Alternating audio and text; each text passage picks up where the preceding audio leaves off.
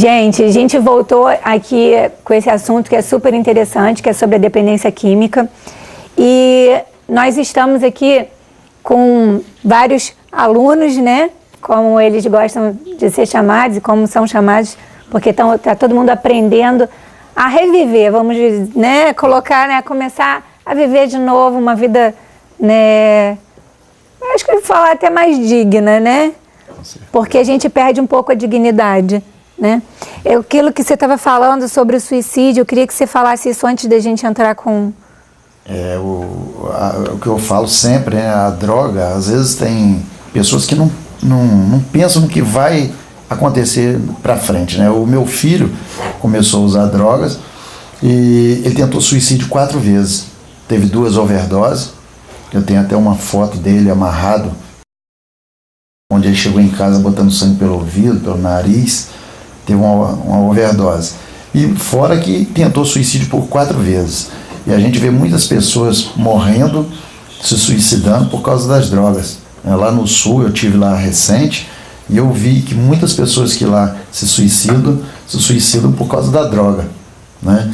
E isso tem destruído muitas vidas. E aqui o projeto é restaurar essas vidas. Pois é, o que eu estava comentando com vocês, eu esqueci o nome do país, não adianta que não está vindo na minha cabeça agora, mas onde a droga é liberada, se a pessoa comprovar que ela é usuária de droga, o governo ele dá a droga para evitar o tráfico no país. Mas é o país que tem maior índice de suicídio. Porque quando a pessoa entra nesse mundo, ela entra pelo prazer, né? Mas esse prazer ele não vai durar, né? Depois tem os efeitos que a gente falou, que são, né? A pessoa precisa sair daquilo, ela quer sair, ela quer ter uma vida de novo e ela não consegue. E como ela não consegue, muitas vezes chega ao suicídio. É verdade. Né? Agora, a gente vai conversar com um amigo nosso, né? Que está em recuperação, né? Ele aceitou contar pra gente um pouquinho sobre, né, como que ele chegou aqui, né? Tudo bem, né? Tudo bem. Mas conta pra gente por quê, o que aconteceu para te trazer para cá? Primeiro, fui muitos daqueles jovens, né? Eu sou do Rio de Janeiro, meu nome é Sandro, que é muito influenciado pelos amigos ou pelos próprios irmãos ou pais, como aconteceu, né, com você. Mas no meu caso foi curiosidade minha, conhecer a droga, conhecer um baile de favela, de comunidade. E com 15 anos de idade, eu já estou com 26, eu fui para o baile de comunidade no Rio de Janeiro e fui beber, né, a tal da cerveja, um tal da vodka lá, um vinho, e fiquei doidão. Aí eu vi alguns amigos que estavam na mesma situação do que eu, mas voltaram de um beco assim, eles voltaram bom. E eu fui perguntar pra ele como é que ele ficou bom daquele jeito. Sentado no chão, eu perguntei pra ele, qual é essa vara dele? Voltou na moral, quero ficar aí. Legal também. Assim, né? Chega aí, ó, vai naqueles caras lá. Eu, jovem, né? Tava com dinheiro no bolso, fui lá e comprei um montão. Aí no primeiro dia eu peguei o gosto de usar aquilo. Mas os problemas começaram a decorrer. Já no primeiro dia você já sentiu aquela... Praticamente na primeira semana eu já comecei a pegar dinheiro com minha mãe, pegar dinheiro emprestado. Já fiquei endividado assim, acho que no primeiro mês, mas comecei, costumo falar, voltar pro corpo. Uhum. Comecei a botar minha cabeça no lugar, mas a droga, ela causa verdadeiras consequências e grandes, porque enquanto a família e amigos estão do nosso lado, tá bem, mas depois que ela começa, o cara se torna muito viciado, porque o cara que não é viciado é o cara que não usa. O cara que fala que usa uma vez por mês é viciado, porque ele usa, senão ele não usava. Então eu comecei a tentar parar de usar a droga, tentar parar, e cada vez que eu tentava mais de parar, é a minha 4ª internação com essa, já tentei parar algumas vezes e... Tem um irmão meu que ele falou pra mim assim, você consegue parar, é a força de vontade. O cara, se ele quiser parar, ele para.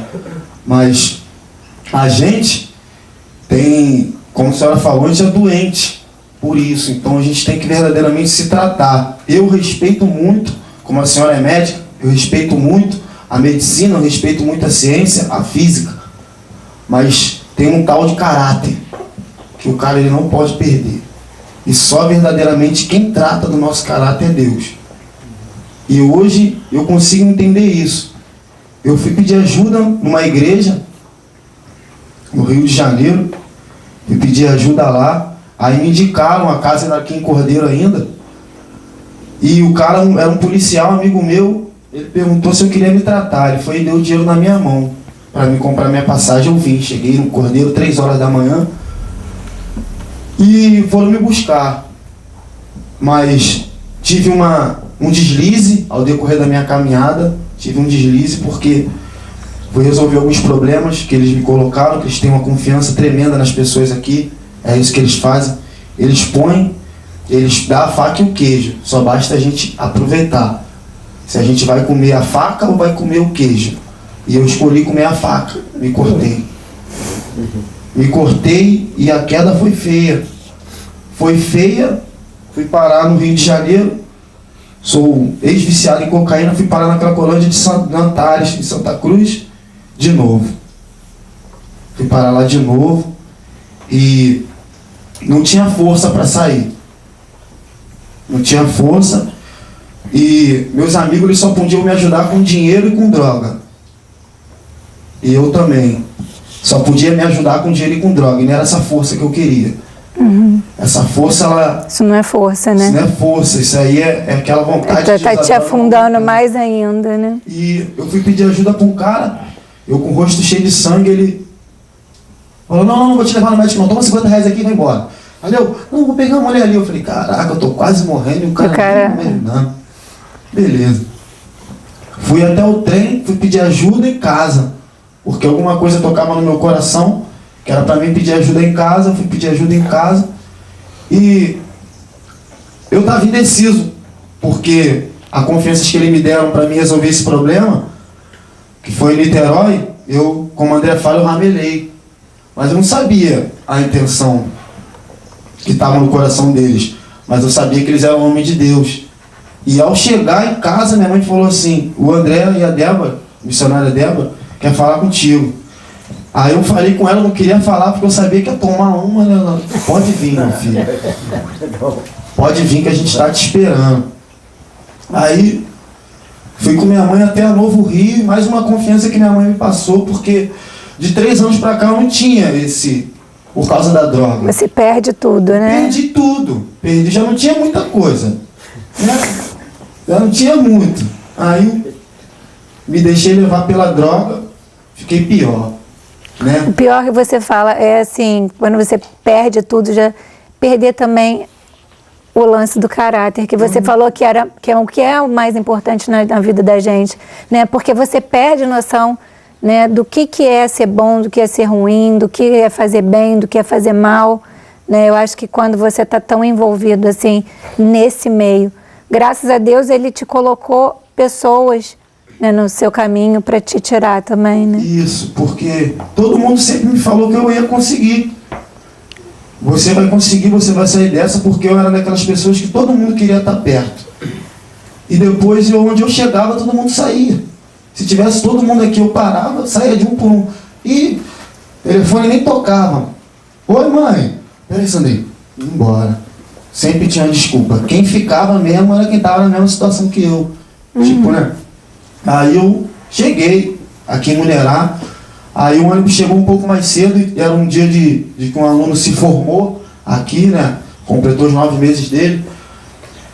E eles fizeram um evento, né? Um culto para celebrar, né? Um culto de ação de graças para ele, porque ele completou o tempo dele na casa e estava demorando, né? E já comecei a ficar um pouco nervoso, mas determinada a mudança, eu falei, eu vou andando. Mais de Mulherá até aqui, eu falei, eu vou.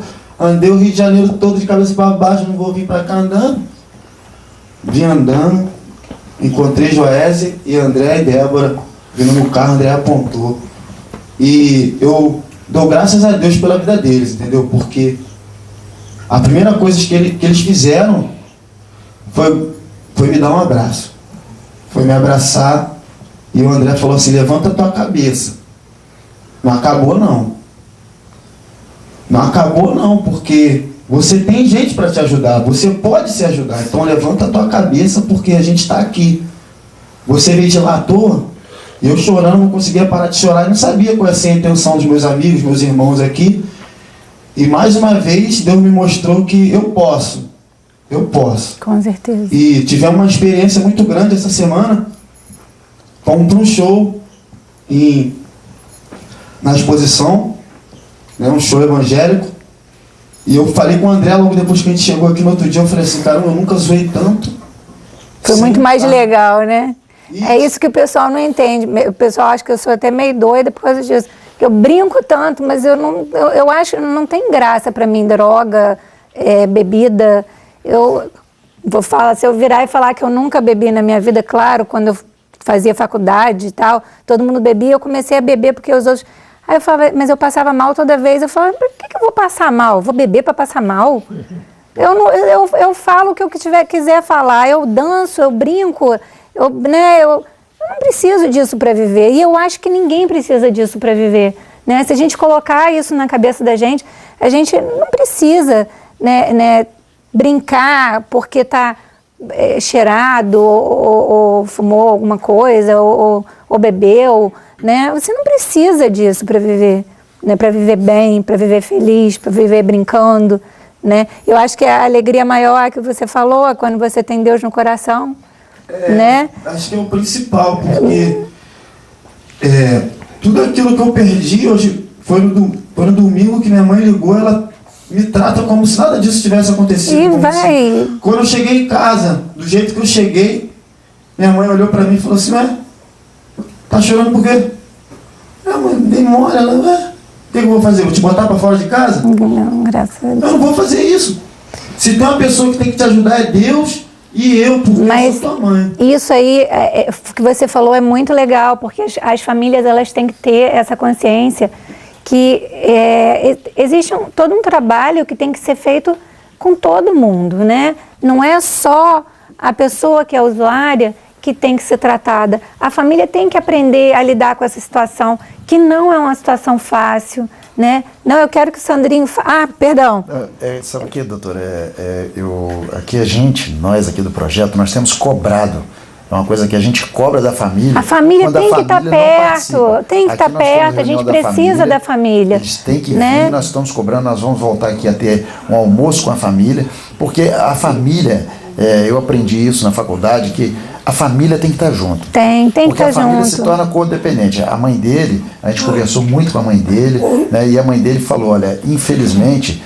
Eu passo tudo que meu filho passa, eu sinto tudo que ele sente. Então, qual é o pai e a mãe que não fica triste em ver uma situação dessa, em ver um filho assim? Isso, então a gente tem essa preocupação de trabalhar eles e a trabalhar família, também a família. Né? Sandrinho, conta um pouquinho, porque eu tô tão assim, né, encantada com a história, mas conta um pouquinho para as pessoas, assim, o que você sente? O que você sente? Não, que nunca mais vai sentir. Mas o que você sentia quando você usava a droga, né?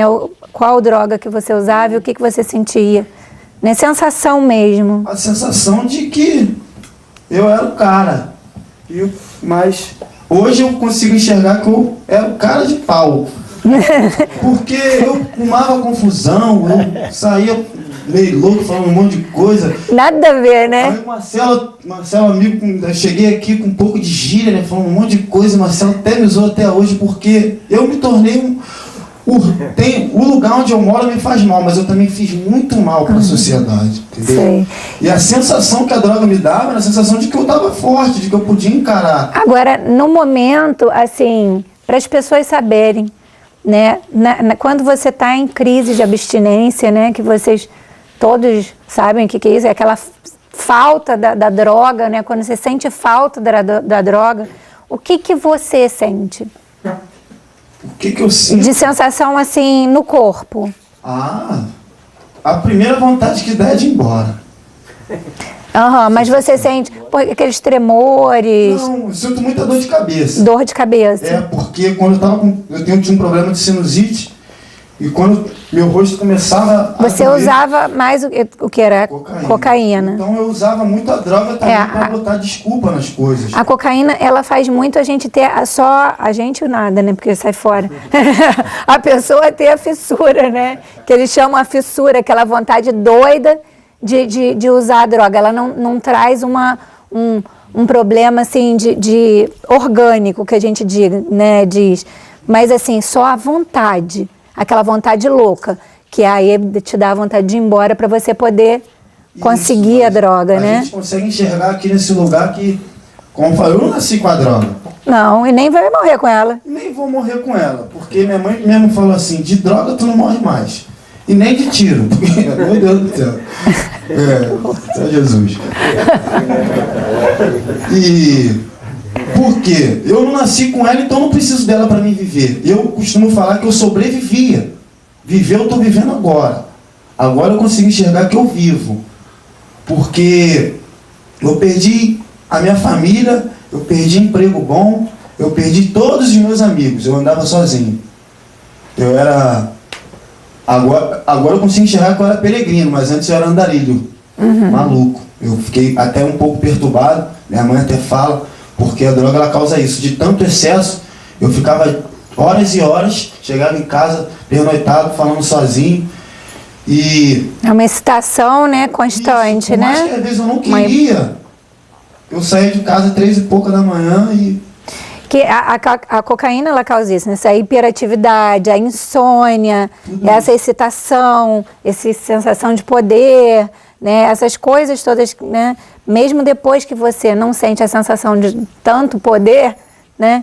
Aí depois, você teve alguma dessas crises de agressividade ou não? Eu nunca fui uma pessoa agressiva.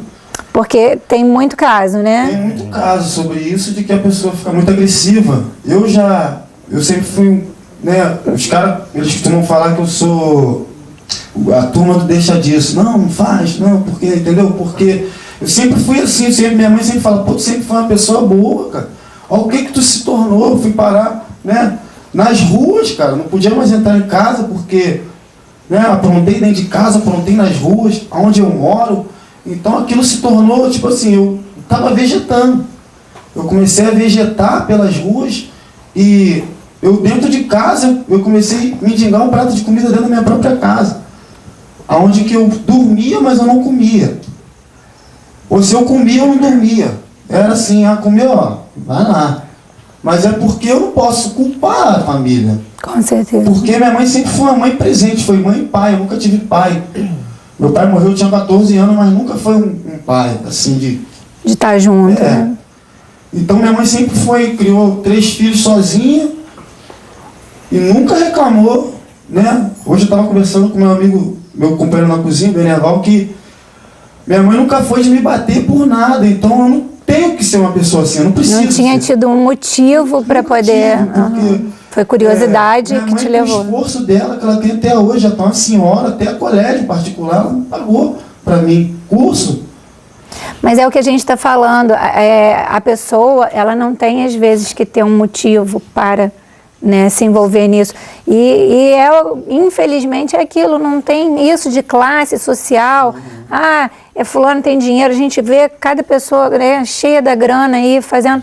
E é o que ele estava comentando, existem médicos, né, que a gente infelizmente sabe que estão envolvidos e a gente fica triste, porque eles sabem o que pode acontecer, sabe? Além de poxa, você pega uma pessoa que fala assim, fulano não sabe, ele é leigo, né, não sabe de nada, mas um médico, um promotor que sempre está lidando com essas coisas, né? Uma pessoa que é mais esclarecida, você fica olhando assim e fala, poxa, eu fico triste porque eu não consigo entender como que aquela pessoa não enxerga, né? Que aquilo é momentâneo, que aquilo ali é um prazer que dá. Não existe falar que não tem, não é bom. É bom? É no início, depois você tenta sair, você não consegue, você está endividado, e vai para suicídio, e vai para...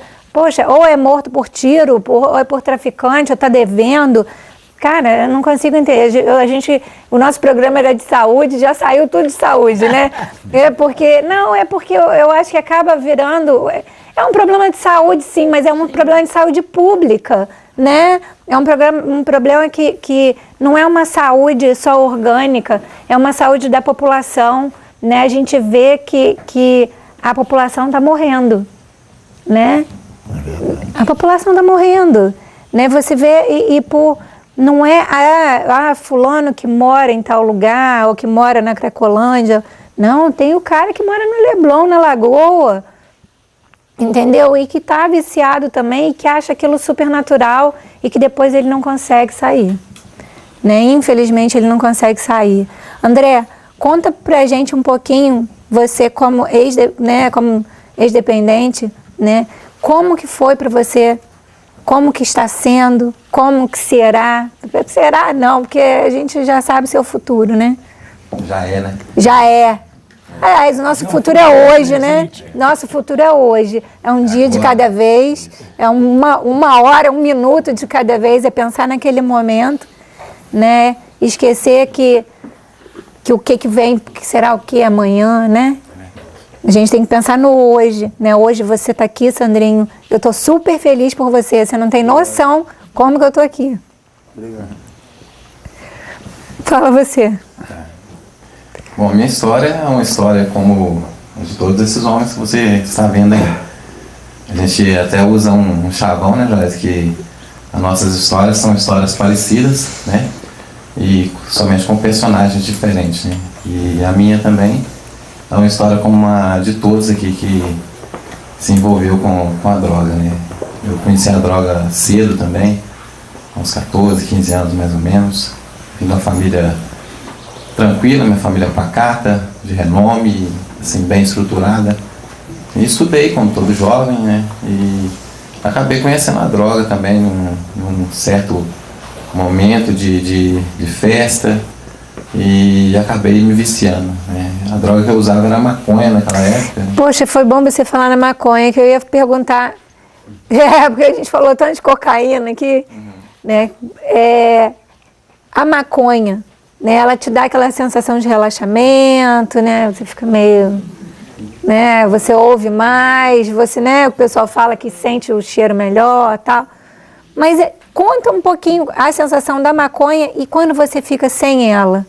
Assim, a sensação que eu tive no primeiro instante foi uma sensação de muito prazer, de alegria, euforia. Tudo era bonito, tudo me fazia sorrir. Né? Diz que a pessoa ria à toa. Isso, né? Uma vontade de se alimentar, de comer. E aquilo para mim era uma coisa muito diferente, né? Já se ouvia falar. A casa que eu morava na época era perto de um campo de futebol e nesse campo de futebol todos desciam a escadinha lá e usavam a maconha. Eu cresci vendo aquilo ali, mas nunca tive curiosidade de usar, até mesmo por causa da idade também, por causa dos meus pais também, que eram muito rígidos comigo. Mas quando adolescente, né, eu tive essa oportunidade de usar.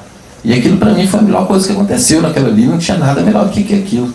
Porque eu tinha coragem, né, eu estava bem, eu olhava no espelho, eu era mais bonito do que eu achava, né? E aquilo ali para mim não tinha nada melhor do que aquilo, né?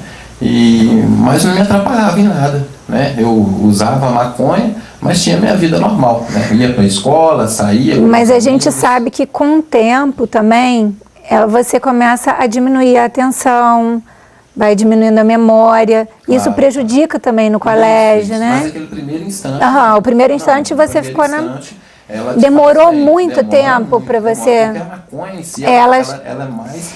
É mais difícil de você desfazer dependência, né? Exatamente.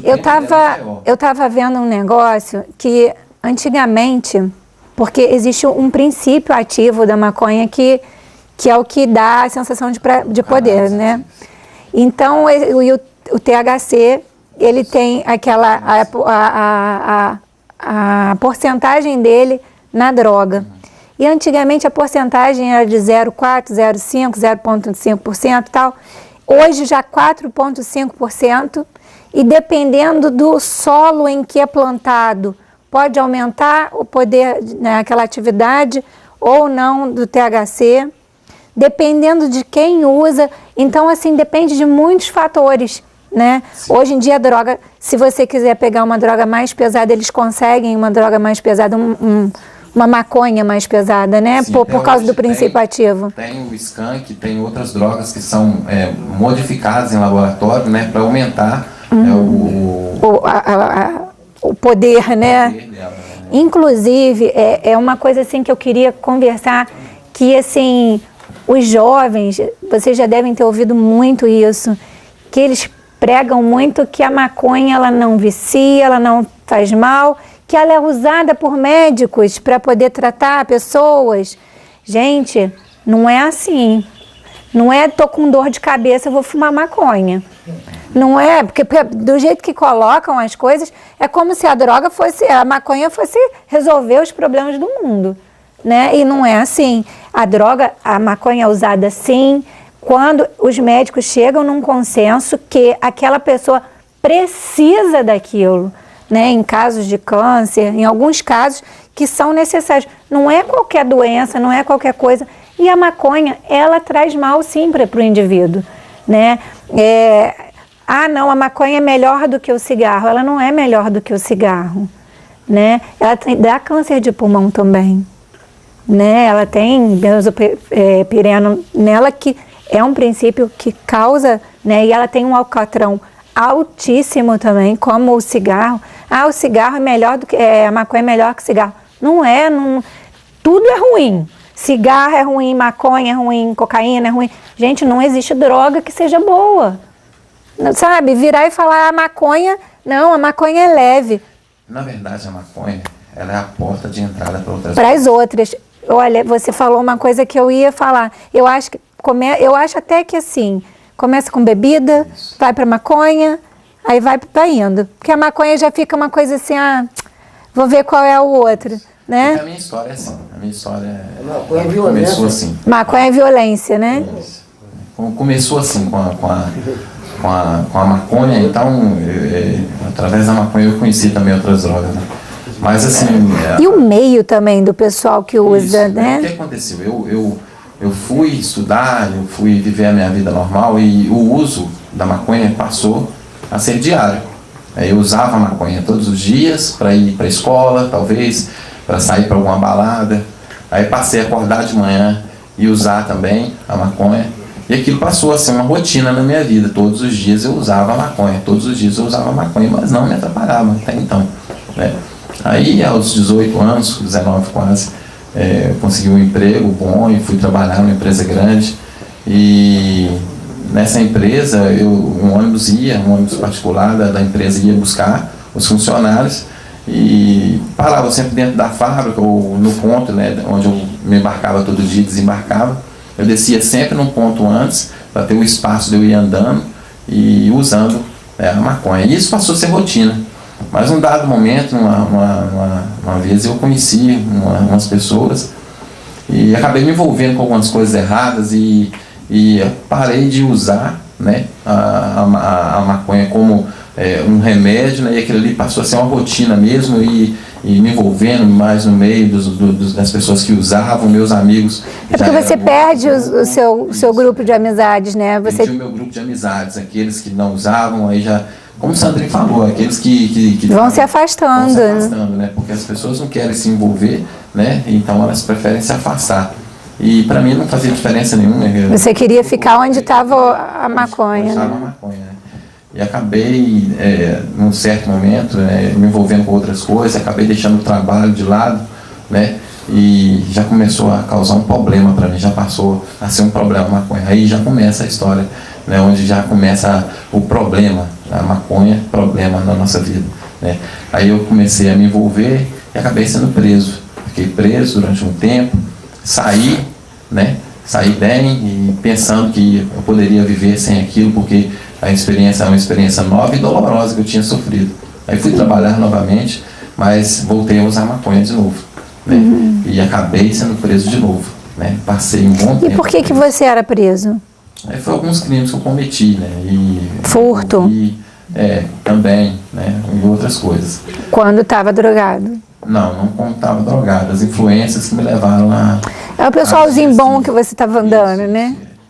Então, quando eu saí revoltado, né, com o tanto tempo que eu passei preso, então eu resolvi viver ali uma vida, mas já não tinha muita esperança mais de ressocializar, porque foi um bom tempo. Então, voltei a usar maconha de novo, e num certo momento eu fui procurar maconha, né, onde que eu moro. Eu sou mineiro, sou de Belo Horizonte, e ali num certo momento do ano falta maconha, né, em todos os lugares falta maconha, e eu conhecia muitas pessoas que vendiam, mas ninguém sabia dizer onde tinha.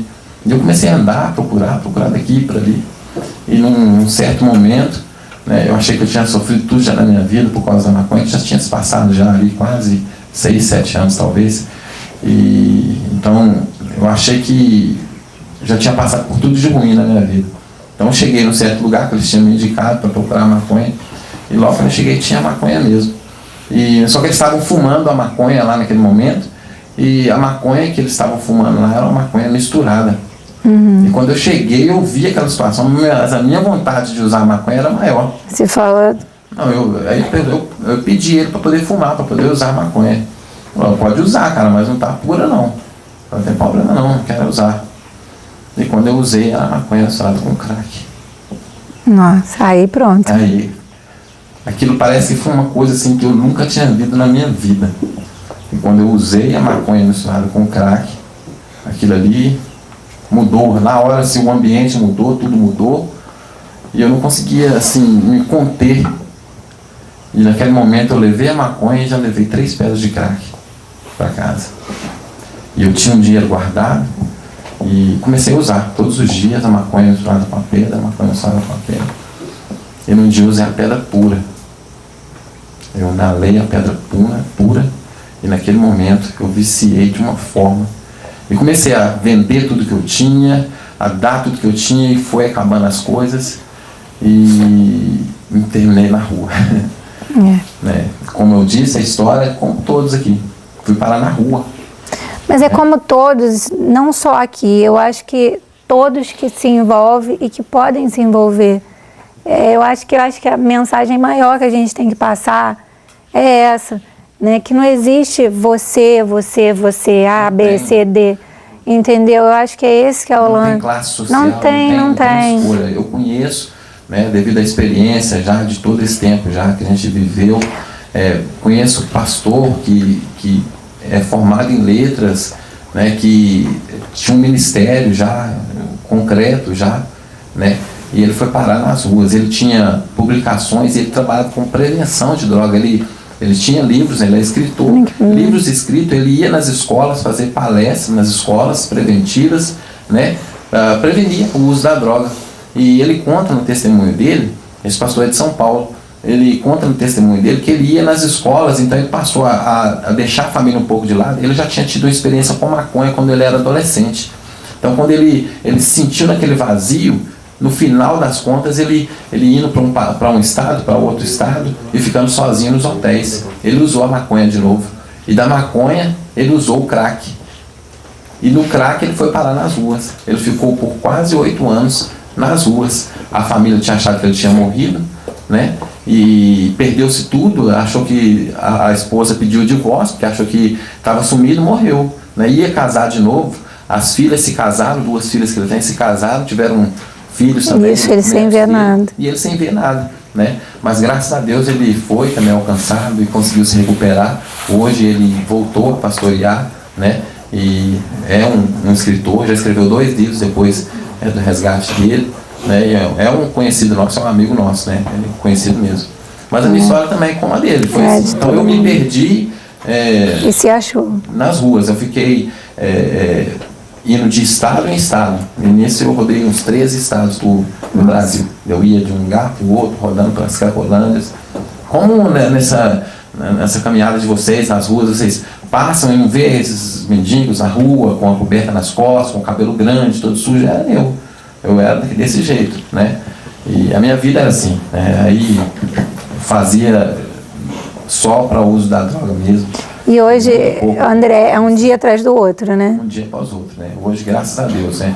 Eu fui alcançado pela Cristolândia, né? A Cristolândia é o projeto que me alcançou, né?